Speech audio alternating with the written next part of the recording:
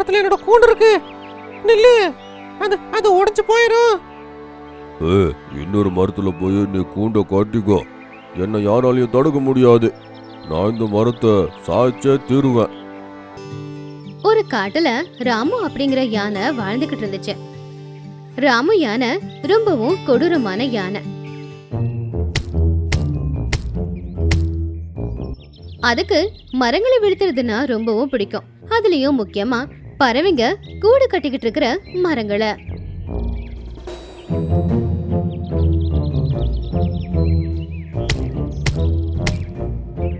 அட ராமு யானை, என்னுடைய கூடு அசைச்சுக்கிட்டு இருக்கு. பண்ணாத, இப்படி பண்ணாத. என்ன தடுக்காது. நான் இந்த மரத்தை சாய்க்க போறேன். உன் கூண்டை பத்தி நான் கவலையே பட மாட்டேன். அப்படி சொல்லி ராமு யானை அந்த மரத்தை தள்ளிக்கிட்டே இருந்துச்சு. பாவம் டீனுவோட கூடு கீழே விழுந்துருச்சு. அது சிரிச்சுக்கிட்டே அங்கிருந்து போயிடுச்சு. பாவம் டீனு குருவி அழ ஆரம்பிச்சது. இந்த மாதிரி நிறைய பறவைங்களோட கூட்ட அது அழிச்சிருந்துச்சு. அதே காட்டுல உணமுற்ற ஒரு கிளியும் வாழ்ந்துகிட்டு இருந்துச்சு. அதுக்கு கூடு அப்படின்னு எதுவுமே இல்ல. அப்பதான் காலோ காகம் அங்க வந்துச்சு. மீட்டு, எப்படி இருக்க நீ? நான் நல்லா இருக்கேன். நீ எப்படி இருக்க? நானும் நல்லாதான் இருக்கேன். அப்புறம் இந்த மரத்துல என்ன பண்ணிக்கிட்டே இருக்க நீ? நான் இந்த மரத்துல ஒரு கூண்டு கட்டலான்னு யோசிச்சுக்கிட்டே இருக்கேன். ஆனா என்னால கட்ட முடியாது.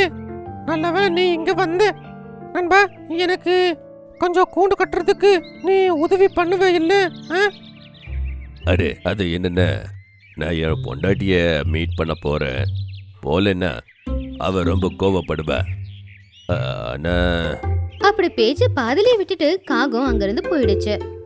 ஐயோ கடவுளே, என்ன எதுக்கு இப்படி ஊனமா உருவாக்குன? நான் இப்போ தனியாவே கூண்டு கட்டனா எனக்கு மாச கணக்காகுமே. மிட்டு ரொம்பவும் கவலைப்பட்டுச்சு. அதுக்கப்புறமா அது அதோட முயற்சியில இறங்குச்சு.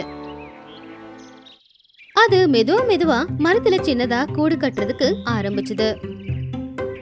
கிட்டத்தட்ட 15 நாளும் ஆயிடுச்சு. ஒரு மாசம் எப்படியோ கஷ்டப்பட்டு மிட்டு அதுக்காக கூட்ட கட்டிக்கிச்சு. சபாஷ், கடைசியா என்னோட கூண்டை நான் கட்டி முடிச்சிட்டேன். அப்படி மிட்டு அதோட கூட்டுல உட்காந்துக்கிட்டு ஓய்வு எடுத்துக்கிட்டு இருந்துச்சு. அதோட முகத்துல இன்னும் புரியாத ஒரு சந்தோஷம் இருந்துச்சு. கொஞ்ச நேரத்துல நிறைய விலங்குகளும் பறவைகளும் மிட்டுவோட கூட்டுக்கு வந்தாங்க. வா மிட்டு, நீ எல்லாருக்குமே நிரூபிச்சு காத்திருக்க. யாருக்கு எந்த பிரச்சனை இருந்தாலும் விடாமுயற்சியோட எதை செஞ்சாலும் நம்மளால சாதிக்க முடியும் அப்படின்னு. அப்படி எல்லாருமே மிட்டுவோட திறமைய பார்த்து கைத்தட்டி பாராட்டினாங்க. அதுக்கப்புறமா எல்லாரும் அவங்கவுங்க வீட்டுக்கு போயிட்டாங்க. அதுக்கப்புறம் மிட்டுவும் தூங்கிடுச்சு. காலையில திடீர்னு மரம் பயங்கரமா அசைறதுனால மிட்டுவுக்கு தூக்கம் தெளிஞ்சுது. என்ன நடக்குது இங்க? என்ன பூகம்பம் வந்துருச்சா? அது கூட்ட விட்டு வெளியில வந்து பார்த்துச்சு. அப்ப ராமு யானை அந்த மரத்தை இடிச்சுக்கிட்டு இருந்துச்சு. ராமு யானை, இந்த மரத்துல என்னோட கூண்டு இருக்கு. நில்லு, அது அது உடைச்சு போயிடும். இன்னொரு மரத்துல போய் நீ கூண்ட காட்டிக்கோ. என்ன யாராலையும் தடுக்க முடியாது. நான் இந்த மரத்தை சாய்ச்சே தீருவேன். அக்கப்பக்கத்துல இருக்கிற எல்லாருமே அங்க வந்தாங்க.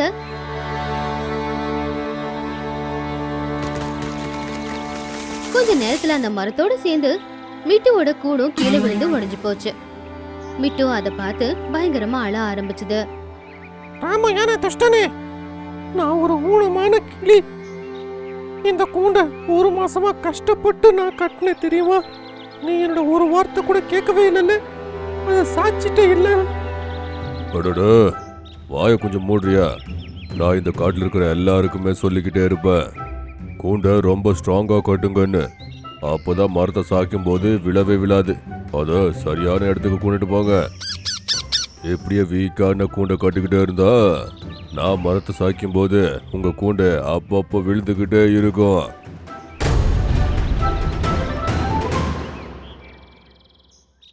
அன்னையில அன்னையில இருந்து மிட்டு 2 நாள் வரைக்கும் யாரோட பார்வையிலயும் படல.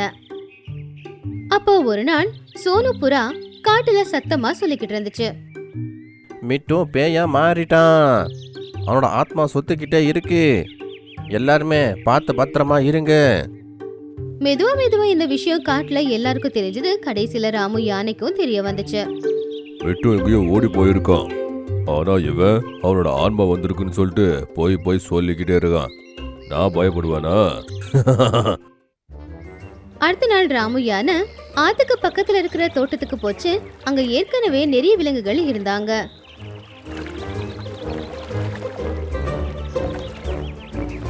ஐயோ, இங்க கூட சின்ன மரமா இருக்க. இதை சாய்க்கும் போது நல்லாவே இருக்காது. மரங்களை இப்படி விளைவிக்கிறது நிப்பாட்டு யானை, இல்லனா மிட்டுவோட ஆன்மா உன்னை சும்மா விடாது.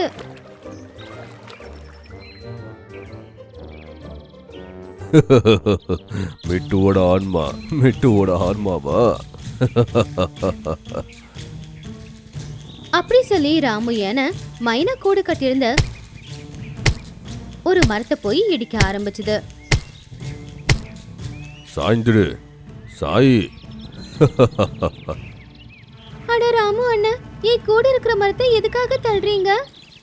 நீதானே சொன்ன மிட்டு ஆன்மா வரும்னு. கூப்பிடு மிட்டுவோட ஆன்மாவை. அப்படி சொல்லி ராமு தொடர்ந்து அந்த மரத்தை இடிச்சுக்கிட்டு இருந்துச்சு. ராமு யானை நில்லு. இந்த சத்தம் எங்கிருந்து வந்துகிட்டே இருக்கு? அப்போ எல்லாரும் பார்த்தாங்க. அதே மரத்துக்கு மேல மிட்டு உக்காந்துக்கிட்டு இருந்தான். உன்னோட இந்த செயலால தான் என் கூண்டு உடைஞ்சு போயிடுச்சு. அந்த வருத்தத்தால நான் என்னோட உயிரையே விட்டேன்.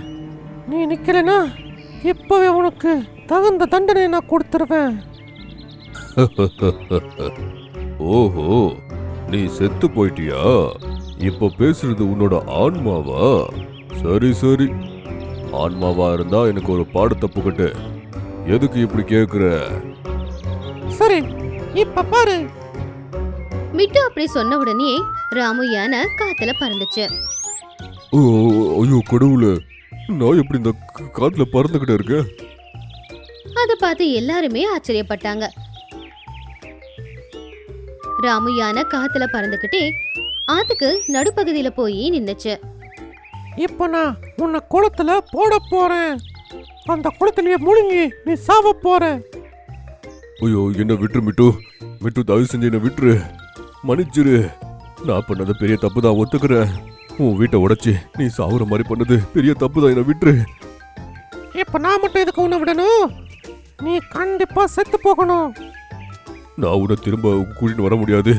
ஆனா உன்கிட்ட ப்ராமிஸ் பண்றேன், எவ்வளவு கூண்டுங்க என்னால உடைஞ்சு போச்சோ எல்லாருக்குமே நான் ஒரு வீட்டை கட்டித்தரேன். இனிமே எப்பவுமே மரத்தை சாய்க்கவே மாட்டேன். ப்ளீஸ் என்ன விட்டுரு. அப்படி சொன்னதுமே ராமு யானை தரையில வந்து நின்னுச்சு. போய் டீனு பறவைக்கு ஒரு புதிய கூண்டை கட்டித்தா. நான் இப்பவே போறேன். அப்படி சொல்லி ராமு யானை அங்கிருந்து ஓடியே போயிடுச்சு.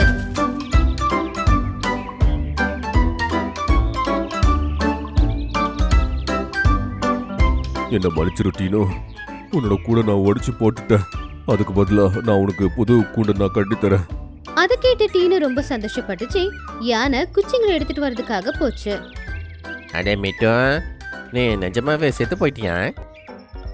அடா இல்ல, நானும் உயிரோட தான் இருக்கேன். அப்படி இருக்கும்போது நீ எப்படி ராமுவை காத்துல பறக்க வச்சேன்? அதை செஞ்சது மிட்டு இல்ல, நான் தான் செஞ்சேன். நீல தேவதையே, கூடு உடைஞ்சு போனதுக்கு அப்புறமா மிட்டு அழுதுகிட்டு இருந்தப்போ நான் மிட்டு பக்கத்துல போனேன். மிட்டு அப்ப என்கிட்ட எல்லாத்தையும் சொல்லிட்டான். அதுக்கப்புறமா தான் நான் ஒரு பிளான் போட்டேன். இனியில இருந்து நம்ம எல்லாரும் சேர்ந்து ராமுவுக்கு பாடம் கத்து கொடுக்கலாம். நீ ரொம்ப நல்ல வேலையா பண்ணீங்க நீல தேவதையே. அதை கேட்டு நீலநிற தேவதை அங்கிருந்து மறைஞ்சிட்டாங்க. அப்பதான் ராமு யானை அங்க வந்துச்சு. மிட்டு, நான் டீனுவுக்கு கூண்டை கட்டி கொடுத்துட்டேன். இப்போ உன்னோட கூண்டை நான் கட்டுறதுக்கு போறேன். நானும் எல்லாருக்குமே கூண்டை கட்டி முடிக்கிற வரைக்கும் உட்காரவே மாட்டேன். வேலையை பண்ணிக்கிட்டே இருப்பேன். சரி, சீக்கிரமா போ. இல்லனா இல்ல இப்ப போய்கிட்டே இருக்கா. அப்படி ராமு யானை அங்கிருந்து ஓடியே போயிடுச்சு. எல்லாரும் அத பாத்துக்கிட்டு விழுந்து விழுந்து சிரிச்சுக்கிட்டு இருந்தாங்க. எல்லாரும் மிட்டுவ பாராட்டினாங்க. அப்படி ராமு யானை எல்லா பறவைகளுக்குமே கூட கட்டி கொடுத்துச்சு. ஆனா அதுக்கு எப்பவுமே தெரியல மிட்டு உண்மையிலேயே உயிரோட இருக்கான்னு.